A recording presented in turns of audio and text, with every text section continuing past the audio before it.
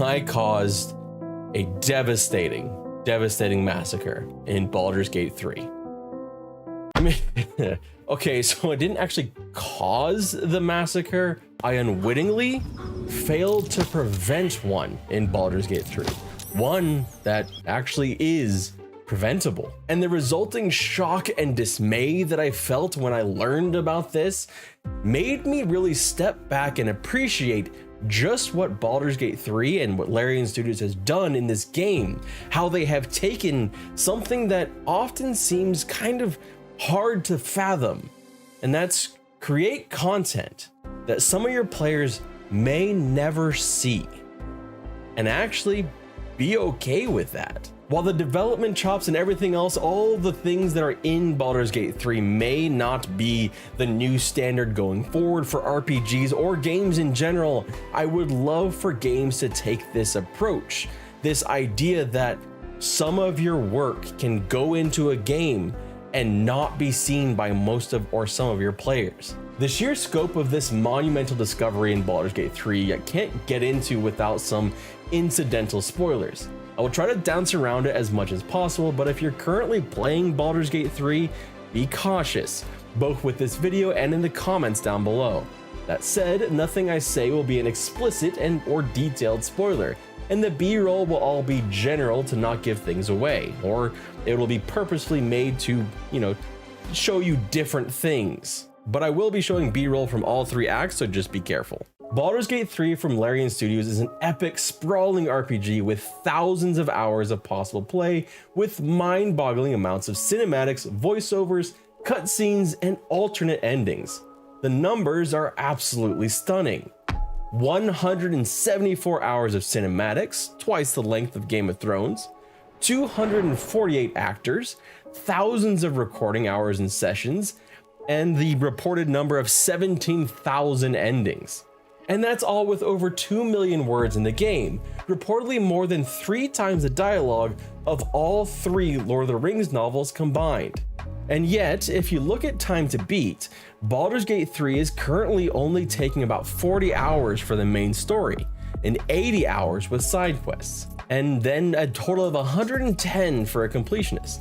And the funny thing is, I haven't even completed the game yet despite putting in over 170 hours. And that's when I came into a startling realization. I have missed a lot, even with all those hours. And some of it is missed by design. And that's okay. In fact, that's kind of awesome. Larian's epic RPG is set in the world of Faerun, a world that spans back long before many of us were alive, to the childhood stories of Ed Greenwood all the way back in 1967, with proper publication of the D&D campaign starting in 1987. Forgotten Realms has existed as long as I have, longer actually.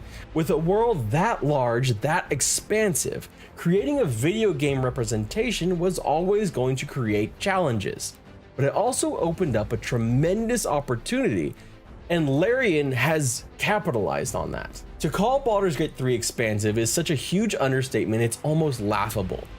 It is an RPG in the truest sense where your actions have real consequences. Not just in game, but for the actual understanding of the world. The way that your companions interact with you, whether you have them with you or not. The way that you think about the world, about moral choices that you make. Choices that you could be thinking are the right choice could actually be the wrong one if you didn't investigate enough. If you didn't talk to enough people. If you didn't talk to animals. Some of you may remember Choose Your Own Adventure books. Novels where you'd have to make a choice and skip to a specific page, thus forever altering the story you were going to read and not getting to see what could have happened. That is what Baldur's Gate 3 is.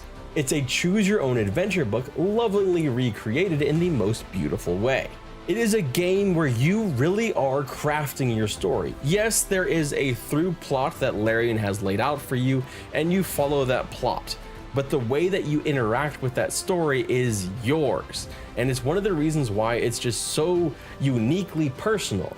And I think it's also why you're getting so many different arguments all over the internet about different companions, because the way that you interact with those companions, whether you explore their story or not, whether you talk to them, how you interact with them, how they interact with you based off of that approval rating, it has a very, very interesting and distinct way to shape your opinion of them. But it goes beyond that. It goes beyond simply how much did you interact with companions, or did you talk to this person or this. I cannot stress to you the emotional toll my recent revelation on this massacre had. It was a series of events in the game, a long string of them with several encounters, heartfelt and poignant moments, tragedy and loss, and after speaking with this friend of mine, I realized none of that tragedy and loss actually had to happen. The most heart-wrenching and devastating moment in my personal playthrough of Baldur's Gate 3 could have been completely avoided, not by me taking a different path, but by me having a bit better luck with my dice rolls. I was witness to a tragedy he will never see in his playthrough. Others who have played will be the same, blissfully unaware of the brutal story turn, and yet there will be people like me too, who had witnessed it firsthand. This is part of what really needs to be highlighted about this generational RPG in Baldur's Gate 3. A game that plays out differently for everyone because of just how much work has gone into all the different branching ways your story can go. But wait, hang on. Isn't that just an RPG? An RPG with choice. Something that's been done for years at this point. I'd be remiss if I were to sit here and act like, oh, this is the first game that has ever done anything like this. It's not. Larian has done something immense, but they are building off of the shoulders of others. There is one RPG that was generational in its own right, Dragon Age Origins. In DAO, there is a moment where you must make a series of decisions. Taking one will lead you on to a long narrative that ends with a startling decision, one where you have to choose to either sacrifice a child, their mother, or venture to the Mage Tower to find some way to save them both. It is a poignant moment in the game, and it is one of the first major choices you have to make, where you have to decide what your moral choices are going to be. You may be leaning towards one way or the other based off of the companions in your group, but it's a heartfelt decision. But that's not the most impactful decision you're going to make in that series. There's one before it even all starts, a decision of whether you should actually venture forth or not. And if you choose to leave, you initiate a massacre of your own, a massacre that you personally could have avoided. It is an impactful decision that is wrapped in not very much fanfare. It just kind of happens. You are warned about it if you decide to leave, but it doesn't spell out that, hey, you're going to cause this tragedy. In a game that feeds you several choices, some of which are compelling and difficult, this one stands out to me as the same type of decision we got in Baldur's Gate 3. One that has a reverberating effect on the game and makes it play out drastically different in tone from one player to the next. But here is where Baldur's Gate 3 sets itself apart. This is one decision in a series of many. The massacre I witnessed was essentially a failure of a valiant hero who just wasn't up to the task. A different kind of tragedy could have played out far earlier if the player had made different and deliberate choices. But in another, the way my friend played, the valiant hero succeeded. The crisis was averted through grit and determination, and better dice rolls. This may be the only time in any game I have ever played where I can say that you get to experience consequence of failure that isn't predetermined. There are plenty of games that have a failure written into the story, cutscenes where you must lose in order to set up later story beats. But here, in this instance, I didn't actually have to lose. In fact, I imagine what I failed at, most people probably won't. I was given a path to succeed or fail after facing similar tests and challenges just like this before. I had passed several tests to this point. My hero's journey had some moral questions and questions of strength, all of which I had passed until that fateful moment where I failed, where the strength of my heroes wasn't enough. If this were a book or a movie, this is the act where the hero fails and must then embark on a journey of redemption. My Tav fell down a dark path, one of loss. My friend's Tav? Their arc continued on, heroic and powerful, and probably a little bit more boring if I'm honest. No need for redemption because they never failed.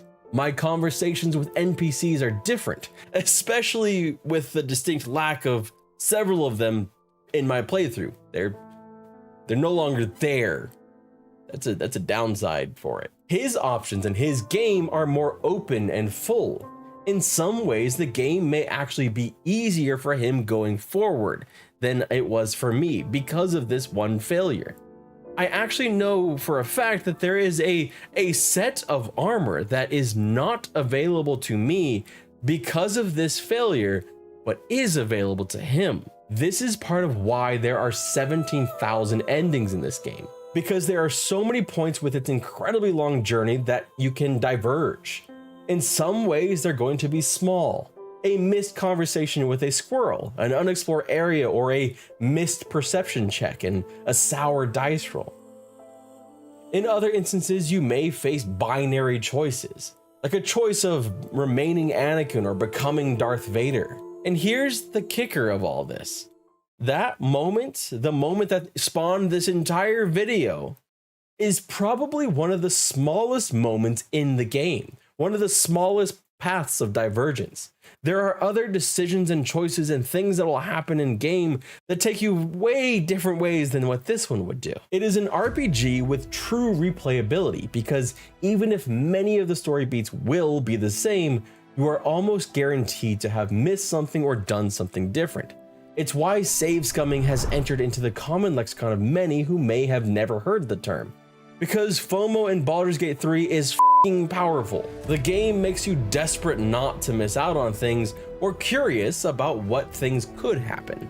Branching conversations that can lead to entirely different outcomes, either in the short term or the long. Missed interactions with rats that feel as important as speaking to the local shopkeep. In Baldur's Gate 3, it truly feels like there's a story behind every corner. It is the D&D experience that felt impossible to replicate in a video game, and it has become one of the best games I've ever played and shattered my expectations of what is possible in a game. That's not to say it's perfect, of course it's not. This neural network of decision making creates huge gaps. Stories fumble and fold into themselves at times, creating a jumble that doesn't always make sense.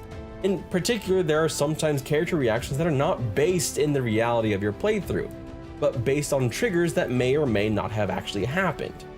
But that's to be expected with the sheer scope that exists within the bounds of this epic RPG. I, for one, cannot wait to experience the tragedies I will unwittingly commit on my second, third, and fourth playthroughs. My name is Redwood Flynn, thank you so much for watching, and I hope you are enjoying Baldur's Gate 3. If you want to see my review of the game, I put that in this video right here, so you can get a little bit more info on the game itself, how it plays, and what I think are some of the good parts and the not so great parts of the game. Thank you so much, and have a wonderful, wonderful day.